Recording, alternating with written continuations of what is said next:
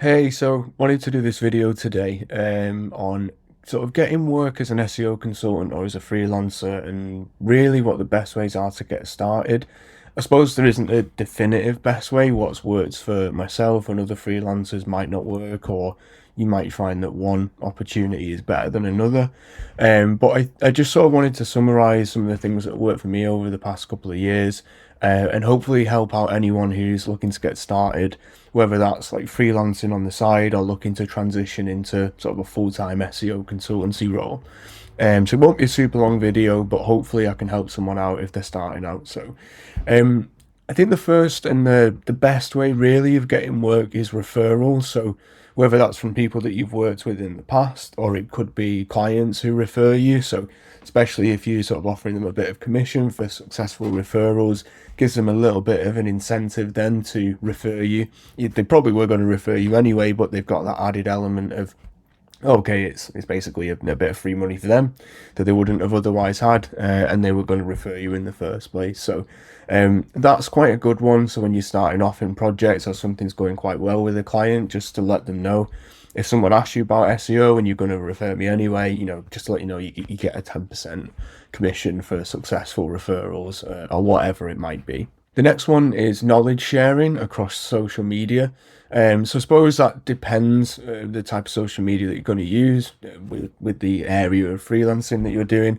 What I found is LinkedIn is probably the best platform. It used to be, I'd say, a blend of sort of LinkedIn and Twitter, but over the last couple of years, I think there's been a bit of a migration from Twitter, and LinkedIn has sort of ramped up, certainly in like the B2B space. So when it comes to sharing on LinkedIn, though, what I found is just not necessarily selling up front. So rather just sharing your knowledge, showing that not only that you know what you're talking about, but ultimately just helping people out. So when you meet these people in person, it's quite nice interactions. You might have spoken to them already online, or they've downloaded your resources or whatever it is. But it really helps in you not only sort of getting eyes on what you're doing, but you're sort of packaging up your brand and you're showing that you know what you're talking about. So, and you could do it in so many different ways. You could do videos, just text posts. I do a blend pretty much of like text based and then these sort of PDF documents. These are quite nice, just visually. They sort of reinforce the brand. So if they go from this, they click on my profile, then they go to the site. It's all like consistent branding all the way through. But yeah, just like little sort of how-to guides on where to start with certain things. So there's ones on content, ones on different types of passive link building and more broader link building approaches, content planning, keyword research, content prioritization, loads of stuff there, especially if you've already got sort of like blogs and articles and you can repurpose content as well. It's just a nice way of like consistently having, you're known as the person who does these sorts of guides or these sorts of videos. And it's quite easy for people to share as well. Visually, it's a nice thing for them to see. And like I say, the main point is that you're sort of sharing your knowledge in a way that isn't like, look at me and buy my thing. It's like, I can do this, but here's how you can do it if you wanted to. Oh, and by the way, if you want to outsource it, I can help you with it. Giveaways are a really good one, especially if you've got a newsletter. So not necessarily like having to do a newsletter weekly or, multiple times a week, and sort of sticking to a schedule. There's quite a few freelancers I follow where their newsletters and their emails are sporadic, but they've been able to build up their email list just based on like handy giveaways. So sign up to my newsletter and I'll send you this tech SEO checklist or this link building guide or whatever it might be. So I've got something similar on that. So if you sign up to All About SEO newsletter, you get a link to this resources hub. So basically just keep adding to it over time. So at the moment you've got link building guides, blogger outreach, analysis sheet, content publishing checklist, and then a bit of a broader guide around optimizing for journalist request link building. I think again, really that comes back to that knowledge sharing side of things. So you're sort of again displaying what you're an expert in or what you know about and what you can do, but it's positioned in a way that genuinely helps people. So it's not like a sort of salesy approach, But, you can imagine those types of things where somebody looks into the process of something, so you could share like a process sheet. They realize how much goes into it, and then it just makes more sense for them to outsource that to you. So it's quite a nice way, not only from like the newsletter side, because obviously you've got monetization options from that point, but it's just another way of sort of showing what you can do without it coming across as like overly salesy. So the next one is white label work or agency work, where they're looking to outsource, client work that they've got to a freelancer. This is by far the most consistent work that I get as an SEO consultant. Just sort of working with agencies. It might be on one-off projects, or it might be more on a retainer basis. But I guess you've got to think of it from the side of the agency. Even though your rate is likely higher than, like, say, the hourly rate of someone who's full-time employed, but, some SEO projects might be 3 months, 6 months, 12 months, and then the client leaves. Or, there's at least no guarantee that they're going to renew, regardless of how well you do. So for a lot of agencies, it makes sense for them to, even if it does cost them more, if a client does leave, they're not stuck, with like a full-time team. Some agencies that works well, but for others, they seem to really prefer the freelancer approach.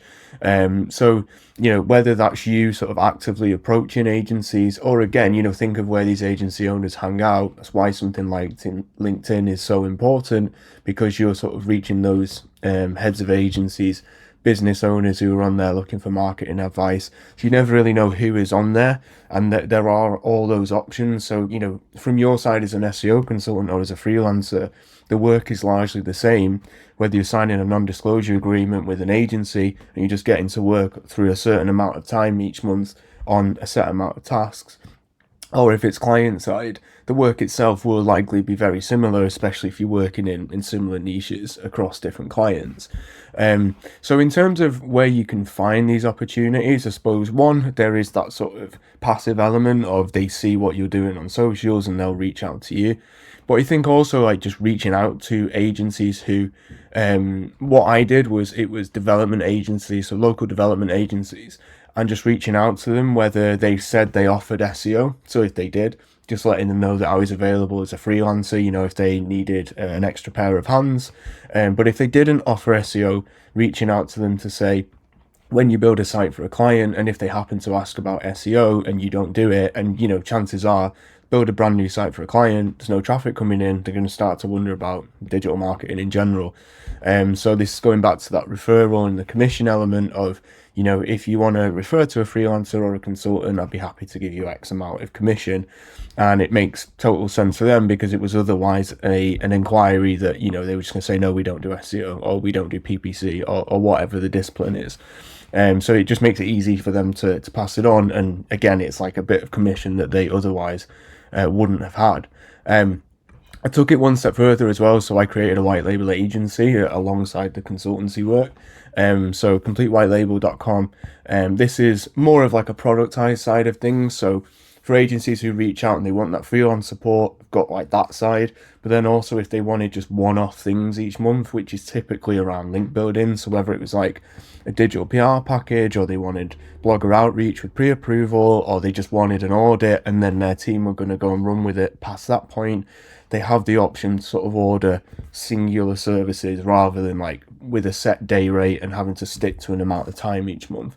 So it's nice to give agencies and people who are looking for an outsourced solution various different options based on what makes sense for them. So one that I put a little bit lower down is your own consultancy site. I think it is useful as like a proof of concept if you can get it ranking, but a lot of the time I've found in the SEO space, the leads aren't as good as, say a referral, or when you're working with an agency and it's sort of already a warm lead. That's not to say that work hasn't come from it. I've got really lucky with that site over the years, but I think the main thing is that it just sort of reinforces, like, I've done the SEO for my own site, here's the links I've built, here's the content strategies for my site. So it's a really nice case study, because you can show that you've been able to rank for the keywords that you're targeting. So like, this is the James Taylor SEO site, types of keywords that it ranks for.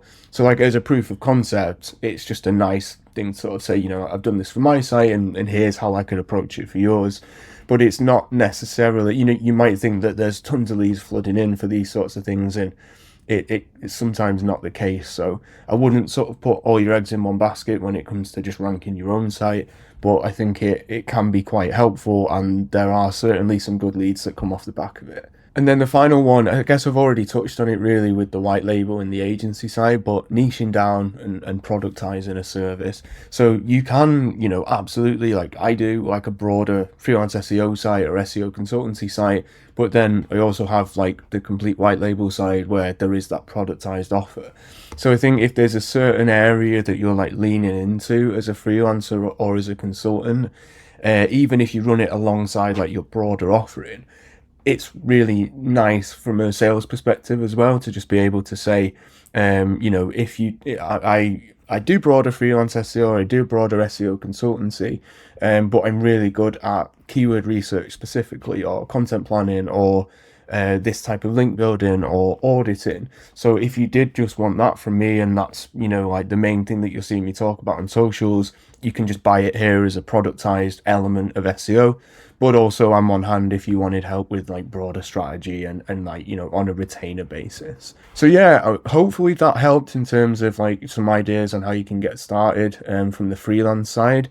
Shameless plug on the free resources hub in the newsletter. So I'll put a link in the description. If you sign up, you can get a link to the resources hub. And I send my sort of weekly, or as close to weekly as possible, SEO ramblings through the newsletter.